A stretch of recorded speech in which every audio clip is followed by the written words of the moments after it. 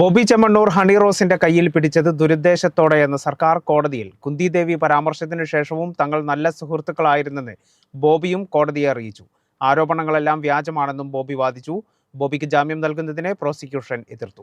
Honey റോസിനെതിരെ Bobby Chemmanur നടത്തിയത് ഗുരുതര കുറ്റകൃത്യമാണെന്നും ജാമ്യം നൽകരുതെന്നുമാണ് പ്രോസിക്യൂഷൻ കോടതിയിൽ വാദിച്ചത്. തനിക്കെതിരായി ഉയർത്തിയ ആരോപണങ്ങളെ ബോബിയും കോടതിയിൽ ഖണ്ഡിച്ചു. എല്ലാം വ്യാജ ആരോപണങ്ങളാണെന്ന വാദവുമായി ബോബി ഉയർത്തിയത്. ബോബിക്ക് ജാമ്യം നൽകുന്നത് സ്ത്രീകളുടെ അന്തസ്സിനെ ചോദ്യം ചെയ്യലാകുമെന്നും ഇത്തരം കുറ്റകൃത്യങ്ങൾ പ്രോത്സാഹനം നൽകുന്നത് പോലെയാകുമെന്നും പ്രോസിക്യൂഷൻ വാദിച്ചു.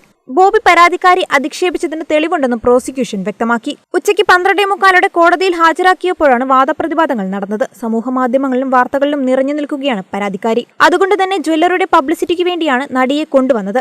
ഉദ്ഘാടന ചടങ്ങിനിടയിൽ പറഞ്ഞ കാര്യങ്ങൾ തെറ്റായ രീതിയിൽ മനസ്സിലാക്കുകയായിരുന്നുവെന്നും ജാമ്യം അനുവദിക്കണമെന്നും ബോബിയുടെ അഭിഭാഷകൻ വാദിച്ചു. ഉദ്ഘാടന പരിപാടിക്കിടെ അപമാനിച്ചു എന്ന പരാതി തെറ്റാണ്. ആ പരാതിയുടെ ദൃശ്യം നടി തന്നെ തന്റെ സമൂഹമാധ്യമ അക്കൗണ്ടുകളിൽ പങ്കുവച്ചിട്ടുണ്ട്. കുന്തിദേവി പരാമർശത്തിനു ശേഷവും ഇവർ തമ്മിൽ സൗഹൃദമായിരുന്നു. അതിന്റെ തെളിവുകൾ ഹാജരാക്കാൻ തയ്യാറാണെന്നും ബോബിയുടെ അഭിഭാഷകൻ പറഞ്ഞു. Ernakulam first class judicial magistrate കോടതിയാണ് കേസ് പരിഗണിച്ചത്. ലൈംഗികമായി അധിക്ഷേപിച്ചെന്ന് ഹണി റോസ് നൽകിയ പരാതിയെ തുടർന്ന് ബുധനാഴ്ച രാവിലെ വയനാട്ടിൽ നിന്നും ബോബിയെ കസ്റ്റഡിയിലെടുത്തിരുന്നു. തുടർന്ന് കൊച്ചിയിലെത്തിച്ച ബോബിയുടെ അറസ്റ്റ് വൈകിട്ട് രേഖപ്പെടുത്തി. കേരള വിഷൻ, കൊച്ചി.